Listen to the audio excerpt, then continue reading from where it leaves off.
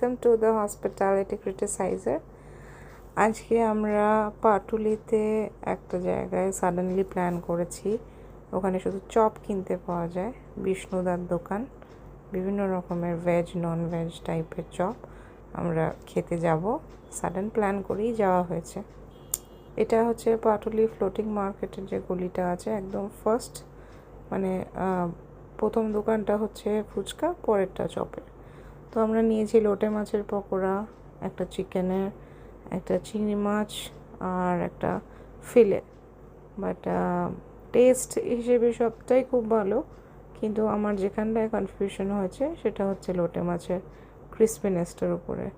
প্রচণ্ডই ভীষণ কড়া আর মোটা কোটিং দেওয়া।